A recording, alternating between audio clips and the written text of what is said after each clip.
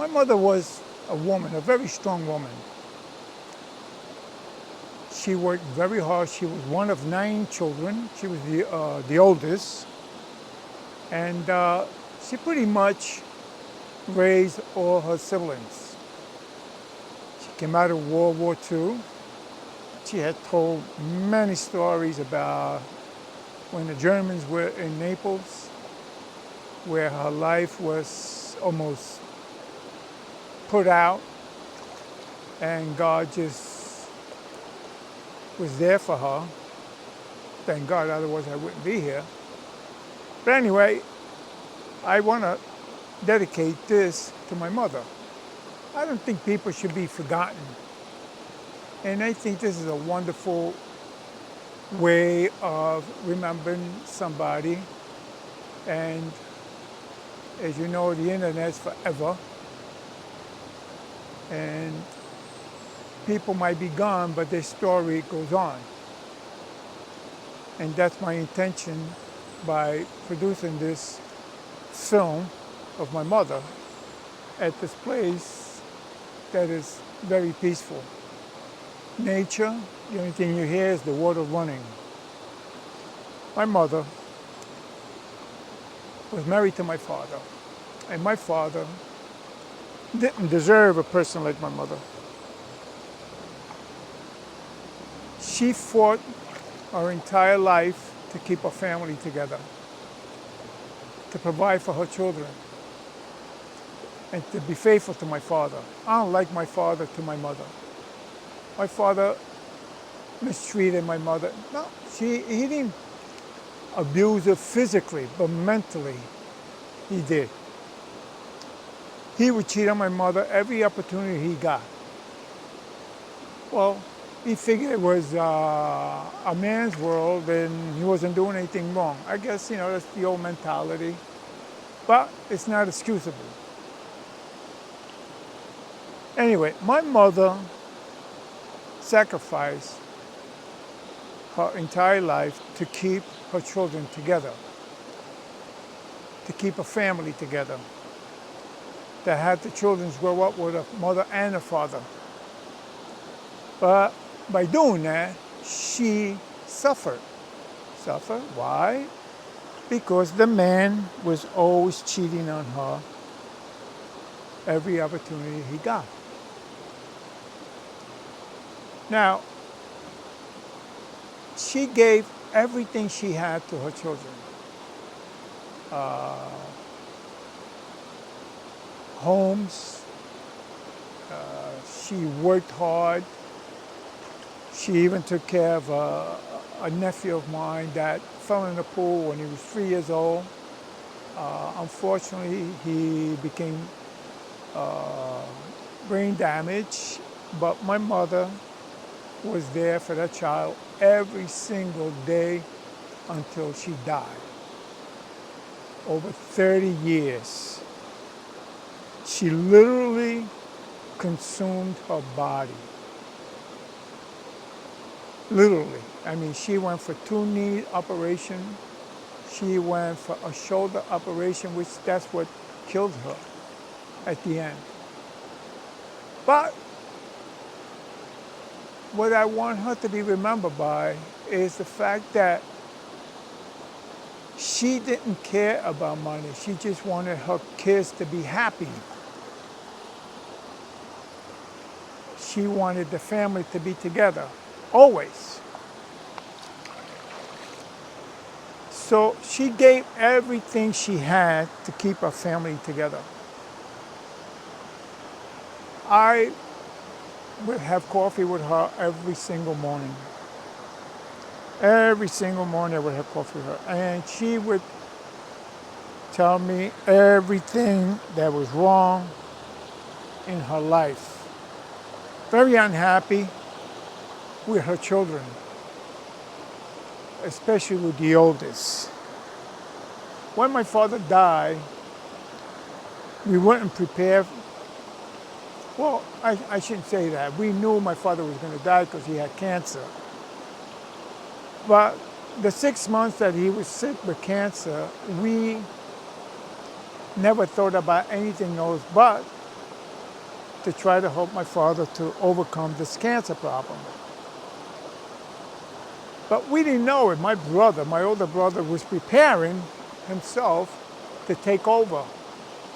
And what I mean by that is, see, my brother was just a worker for my father, just like I was before I became independent. My brother never had the nerve to go out on his own.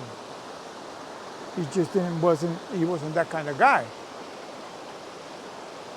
But when I say literally, I mean literally, my father closed his eyes, still in bed, in the hospital bed, surrounded by my mother, my older sister, myself. My brother wasn't there when he passed away. He was in the hallway. He was too chicken shit to watch my father pass away. That's what I thought at the time.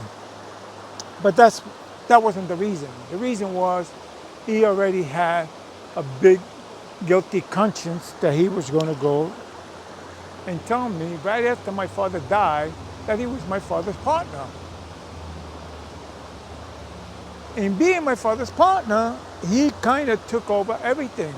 My mother's interests, and also my sister's interest, because my sister, unfortunately, she became a widow as well. She didn't know anything about the business. So it kind of everything fell into his lap, where he became the controller of my mother, money, my sister's money, and my two younger brothers. They were too young to defend themselves. I was the only one that could have stopped him, but my mother made it very clear, and she got very upset with me, not to do anything about it. And I did. I did exactly what my mother asked me to do. But he took advantage of it. He had nobody to stop him. The government didn't know anything about it. The tax people didn't know anything about it. He just took everything, because everything that my father had was in gold, merchandise. Everything was in the safe, and he was the only one with the keys. He never really showed anybody what he really had. He just said this is what it was, and everybody, of course, my two young brothers didn't have a say-so on it because they were too little. My sister, she had her own problem with being pregnant to twins and having two other kids, one of them which was John. Like I said, he was brain damaged. My mother was a widow, being more occupied with my nephew, and now with the loss of my father and the loss of my sister. Anyway, this woman had a terrible life. She suffered. She suffered. And my brother took advantage of that weakness that my mother had and had a party with everybody and everything. Now, years go by, 30 some odd years go by. My brother became very wealthy, sucking the blood of his family, because he didn't become wealthy by outsmarting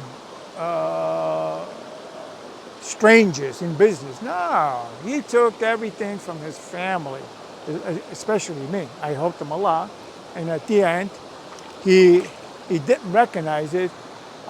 He's one of those guys that if you talk to him, he did everything. He supported everybody, and everybody was on his back. The guy didn't even know how to make a fucking cup of coffee. He's a miserable human being. And he has to live with that. And I know that he'll get a dark moment every single day, whether it's in the morning before he has his coffee, when everybody's still sleeping, and he goes out on his yard, and he looks at what he's got, and he thinks about what he did. Or when nobody's home, and his wife is spending time with her family, and he's home like a miserable human being by himself, and he realizes the only thing he's got is money. But anyway, I dedicate this to my mother, because I want my mother to be remembered for the good woman that she was. Before she died, 10 days in the hospital, my sister and I, we kept an eye on my mother. We didn't want to leave her alone in the hospital in the care of these animals, the doctors and the nurses. So my sister would be there in the morning time, and I would be there the whole night, keeping guard. And good thing I did, because there was many times a nurse or a doctor walked in doing what he wasn't supposed to, or she wasn't supposed to do, like taking more blood out of my mother that she didn't have to give. But anyway, this is for my mother, a wonderful woman, Emilia Aletto, the strongest woman that I have ever known in my life. Not because she's my mother, because it's the truth. She was a wonderful woman, a real wonderful woman. She gave everything to everybody, everything. When she died, I don't know what she had or she didn't have. Nobody questioned it. The only thing I could tell you for sure is that my mother always has something. She was that kind of person. But that will stay on the conscience of whoever knows the truth. Again, this is not about money. This is about my mother. I'm dedicating this time, this peaceful place, and for her to live forever in my memory and being part of this network that's going to be forever.